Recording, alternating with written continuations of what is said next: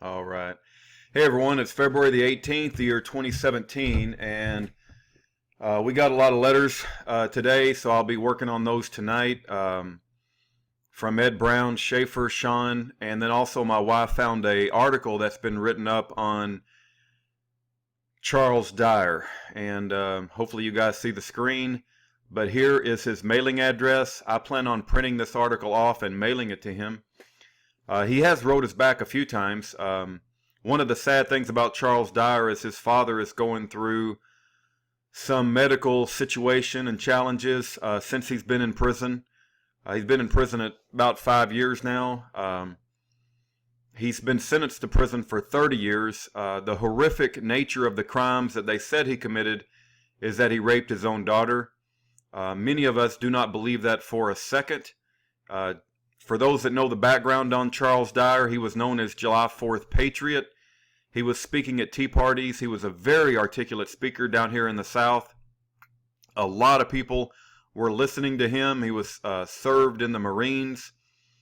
And we think that they had to bring these type of charges against him so that his fellow Marines would turn their backs on him.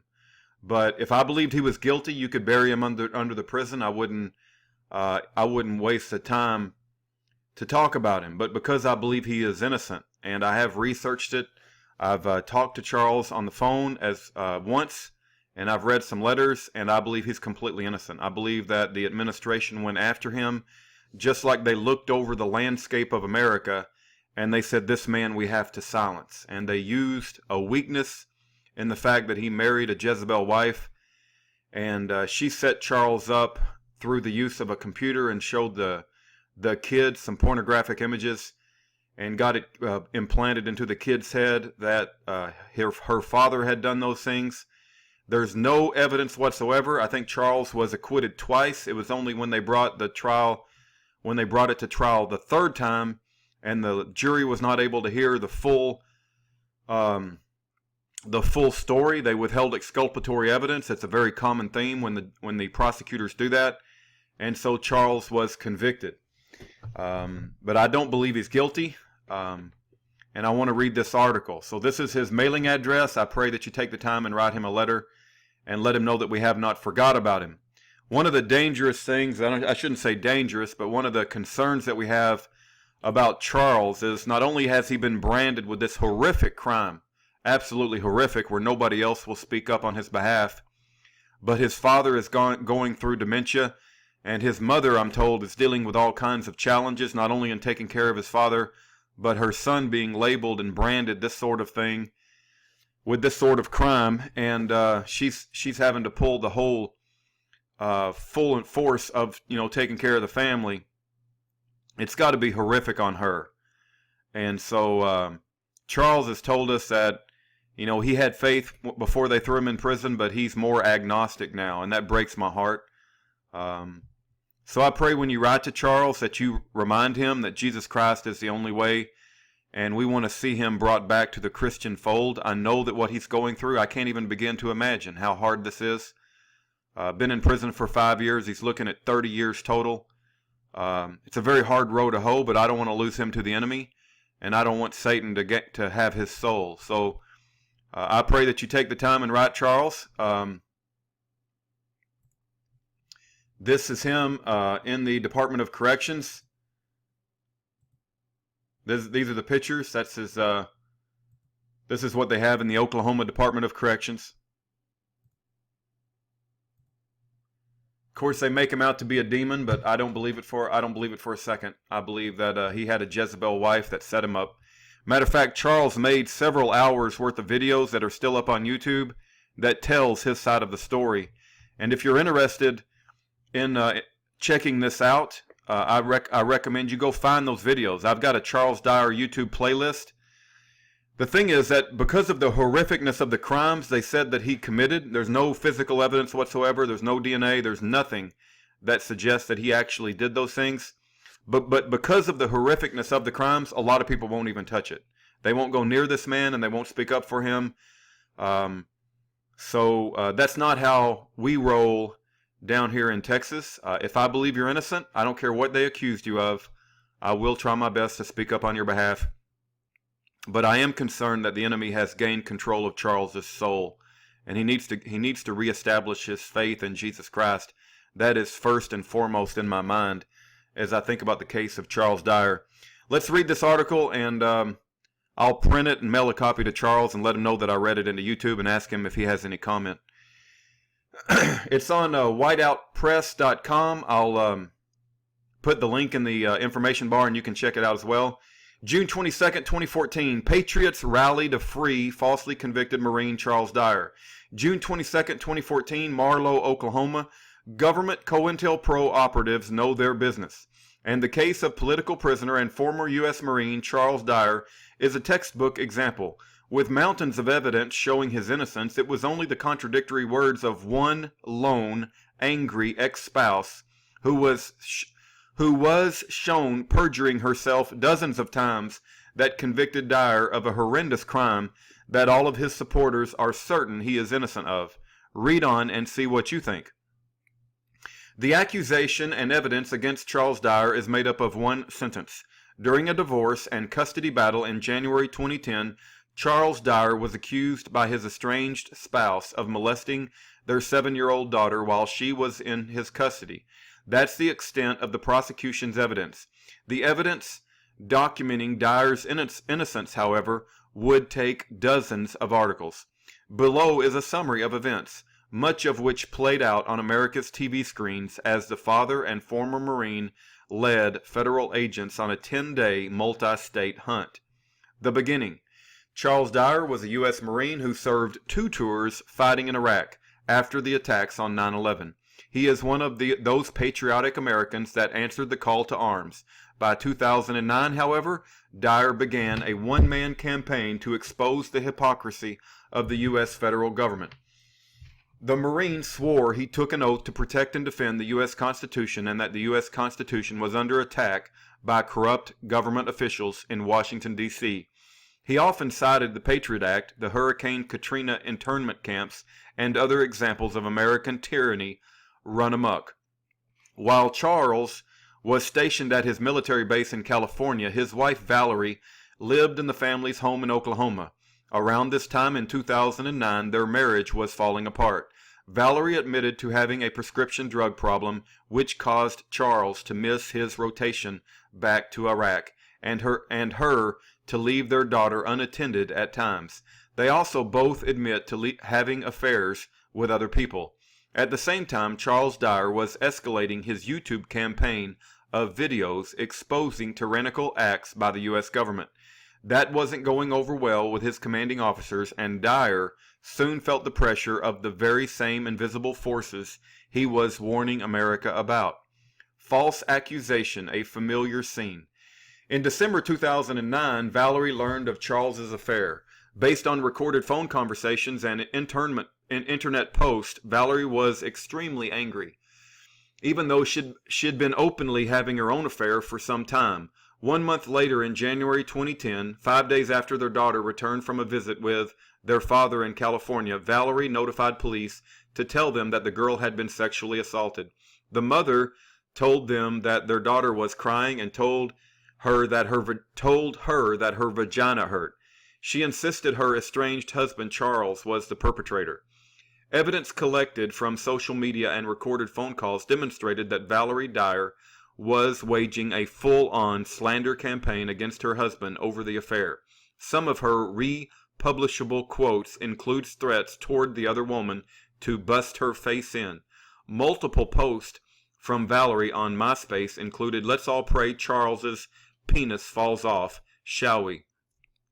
It was at this time that a police review found that her personal computer was used to visit websites that instruct women how to win child custody battles by using any means necessary, especially lying and falsely accusing fathers of child molesting and physical violence.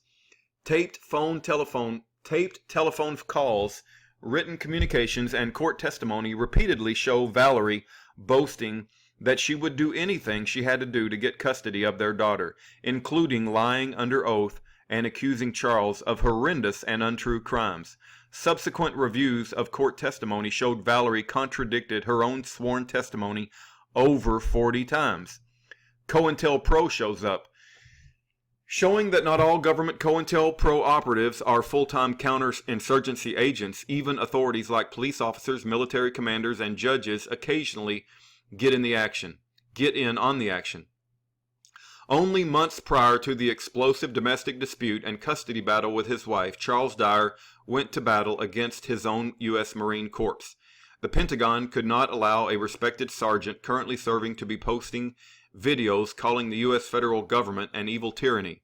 A proud member of the grassroots organization Oath Keepers, the popular activist and spokesman was rapidly becoming a leader of America's patriotic and liberty movement. In response, Charles Dyer was brought up on military charges, which included making disloyal statements. The charges were later dropped and he was discharged with honors. Immediately after parting ways with the Marine Corps for insisting the U.S. Constitution was under attack, his problems multiplied and got more devastating. Another common symptom of an unseen COINTELPRO operation in action. First they take your job, then your home, then your family, then your spirit, then your freedom. The hard-fighting former Marine wasn't deterred, however. He continued to produce and publish YouTube videos under his popular handle, July 4th Patriot. No relation to the 4 Patriot Company, selling overpriced items like seeds, MREs, and other survivalist supplies. COINTELPRO meets the jilted Miss Dyer. After one of the many recorded conversations in which Valerie Dyer stated she would say and do anything to keep custody of their daughter, she was shown to have contacted her brother and recruited him to call authorities in California and accuse Charles of having threatened to kill Valerie and their child over the phone. She admitted later in court that her husband never made any such threats. Back in Oklahoma, a warrant was issued for Dyer's arrest for sexually assaulting his daughter. Authorities raided his house in Oklahoma, but Dyer had already made his escape. Federal agents confiscated a number of weapons from the Second Amendment activist home, including a military grenade launcher that was traced back to a robbery at a military base years earlier that Charles Dyer wasn't accused of having anything to do with. But the fact that a known constitutionalist and survivalist was with a growing following had such a deadly piece of military hardware elevated the Marine to public enemy number 1. The following day, Dyer's home was mysteriously burned to the ground. A known tactic of federal agents as reflected by historic examples like Waco, Move in Philadelphia, Gordon Call in the Dakotas, and countless more. After failing to show up for his court appearance, Charles Dyer went on to lead U.S. authorities on a 10-day nationwide manhunt before being captured peacefully and unarmed in Texas. He would go on to be tried three times for assaulting his daughter before prosecutors in the court were able to ban enough evidence to obtain a guilty verdict. Ban enough evidence. That means they withheld exculpatory evidence. A rigged trial. The government's first attempt to convict Charles Dyer of molesting his daughter and silence a popular grassroots defender of the U.S. Constitution ended with a hung jury. The prosecution's second attempt to bring him to trial ended in a mistrial. But the third time proved to be a charm. Charles Dyer was convicted and sentenced to 30 years in prison. During testimony, Valerie swore she never made any statements threatening to lie under oath or in order to keep Charles from winning custody of their daughter, even though plenty of evidence existed to prove that statement is a lie. She was shown to have made those threats well before coming forward with the child abuse accusation. The mother was also shown to have repeatedly denied Charles visitation with his daughter, leading him to file a complaint with local authorities. The evidence showed that Valerie lied to both the police and the court when she repeatedly stated she contacted the police about the alleged sexual assault the day after the child returned from Charles's custody. Police records show it wasn't until 5 days later. She also testified the child missed a week of school beginning on the first day that the accusation was made. But school records showed the girl only missed 1 day of school, a week after she returned, and the same day her mother called the police with the accusation. With most of the evidence against Valerie Dyer barred from the jury's view, The prosecutors portrayed her as a loving wife and mother, never having posted a derogatory or threatening remark about her husband on social media, never having had an affair, and not addicted to numerous prescription drugs. The mountain of evidence that proved every bit of that untrue was systematically withheld from the jury. Like many custody battles, Charles was accused in court by his wife of not providing any financial support to her and their child while separated and fighting for custody. In reality, and evidenced by recorded conversations by Valerie and other evidence, he not only paid for her car, he was also paying their monthly rent. In another blatant example, Valerie told the jury that Charles was so crazy he wouldn't allow her family into the hospital to see their child when she was born. But Charles's attorney easily disproved that lie, with multiple pictures of her whole family as well as friends inside the hospital delivery room in the hours after their baby's birth. While Charles Dyer was off fighting in Iraq, Valerie admitted that she was openly having an affair, battling prescription drug addiction and obsessing with self-mutilation, often leaving the child unattended to do any combination of the three. She admitted to often cutting herself with razors. She also confirmed that her drugs of choice to battle her depression and suicidal tendencies included Zoloft, lorazepam, Xanax, and Valium. The sexual assault accusation. When children stuck in the middle of a custody battle are very young, it's often the mother's word against the father's, and courts almost universally side with the mothers. It's just a simple fact in America's biased family court system. But when the child is old enough to be interviewed by court-appointed child psychologists, the truth often comes out. That was the case in Charles Dyer's trial. First, it's worth noting that there is no evidence that the 7-year-old child was sexually assaulted. Charles himself admits that there might have been an incident where his daughter was victimized, but if there was, it was perpetrated by someone else, not him. He has insisted since the beginning that he could never do something like that. Who could have done it then? Dyer's attorney has his own well-substantiated theory. While Valerie Dyer was off having affairs, buying drugs, or being incapacitated, she admittedly often left the 7-year-old victim in the custody of her mother. Also living in the mother's residence while their daughter was there was Valerie's uncle, who also happens to be a registered child sex offender. Dyer's supporters contend that the girl wasn't molested while in California with her father, as police reports and school records suggest. She was sexually assaulted 4 days after returning to her mother's custody in Oklahoma. The victim speaks. During a recorded court-monitored interview with the 7-year-old victim, the girl was obviously confused and giving signs of being coached. None of her statements were consistent, and at one point the child psychologist testified that after the conclusion of the interview with the victim, the expert couldn't tell what abuse, if any, actually occurred. For example, the child kept repeating the date January 2nd, as if someone had repeatedly implanted that date into her mind. But when describing the rest of the abuse, the dates never matched up. When asked how she remembered the assault happened on that specific date, the child said she didn't know how she knew that. The psychologist also noted the child claimed 6 times during the interview to having been assaulted, 4 times that she wasn't assaulted, and 1 time that she didn't remember.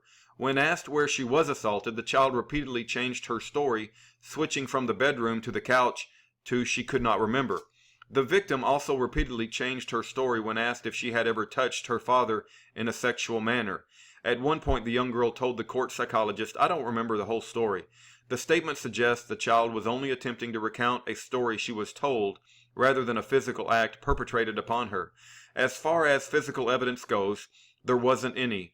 DNA samples, physical exams, and tests done on the girl's clothes and everything the father owned failed to turn up any evidence.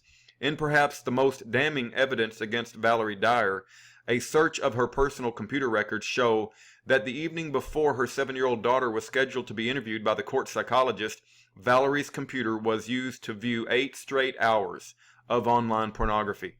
Charles's supporters insist it is evidence that Valerie showed the child videos of people engaged in sexual acts, so the girl knew how to describe her own alleged rape.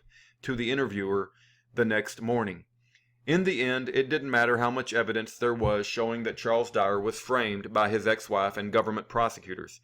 After failing the first 2 trials, the jury in their 3rd trial was systematically blocked from knowing or seeing most of the evidence, especially the fact that Valerie had committed 45 acts of perjury during the trial, that her babysitting uncle is a convicted child sexual predator, and the dozens of instances where Valerie boasted she would lie in court as many times as she had to in order to keep custody of their daughter.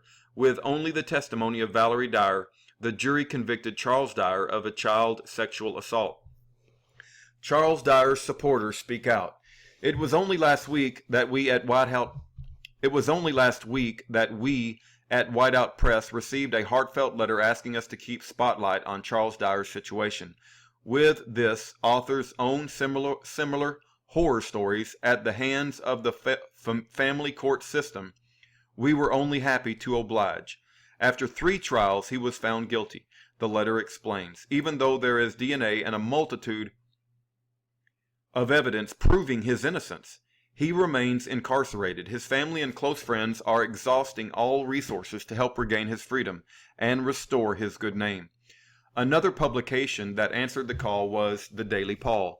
A gag order was placed over Sergeant Charles Dyer, and he was told he would be arrested if he spoke about the events that took place during his first trial in Stevens County, Oklahoma. The Paul family online news outlet wrote, "At one point, while being held hostage, Charles was offered a deal. He was told, 'We can make all this go away. All you have to do is work for us 2 years infiltrating the militia movements.' Charles said, 'No way. I want my day in court.'" An expletive-laced video posted on YouTube by another supporter stated they had to try him 3 times to find him guilty. 3 times. They even said in previous reportings, even on the news, they said that you could tell that the little girl was coached by the mother. The prosecutor was asking questions that would make the girl either confused or say something that the prosecutor wanted her to say, and the judge was allowing it. The outlet Mother Jones even documented the case of Charles Dyer. They quoted one supporter saying, He's our brother and he needs our help." Another said, "Big Brother is very capable of causing conflict and confusion within our cause." One more added, "This is doubtless a setup." An additional supporter explained, "This is a guy I'd want on my team, a voice that can motivate and change minds. That makes him a threat to the powers that be." A lengthy online appeal concludes, "Holding Charles Dyer in prison is a violation of Oklahoma state laws and the due process guaranteed of the Oklahoma Constitution and the 5th and 14th Amendments of the U.S. Constitution. His incarceration is a miscarriage of justice, and he should be released immediately." The Facebook page, Justice for Charles Dyer, contains a quote saying, "History will be written to recognize those that are falsely accused and imprisoned in the fight against tyranny. This will be one chapter." For more information, visit Operation Floodlight. All right, I'll put that link in the information bar. I plan on printing that off and mailing that to Charles Dyer. That is his prison mailing address. I pray that you write him, let him know that we have not forgot about him. And he spent 5 years in hell, and he's got 30 years to go. Let's continue to pray that God intervene in this situation, but more importantly than anything, let's pray that Charles Dyer recover his faith in the Lord Jesus Christ. It would be a sorry thing that if Charles Dyer is set free from this horrible situation, this tragic miscarriage of justice, these evildoers within our government that have set him up, it would be a tragic thing if he is set free physically, but he loses his own soul in the end. The Lord is going to put all of us through trying times. What Charles is going through is probably more trying than you and I will ever have in our entire life. But there's never an excuse to turn your back on the Lord. And let's remember this man. Let's write him a letter, and let's encourage him to recover his faith in the Lord Jesus Christ. And I pray that the Lord also finds and intervenes in this situation and opens up a path out of that hellhole prison that he's currently incarcerated in. Thank you for listening. God bless. Bye-bye.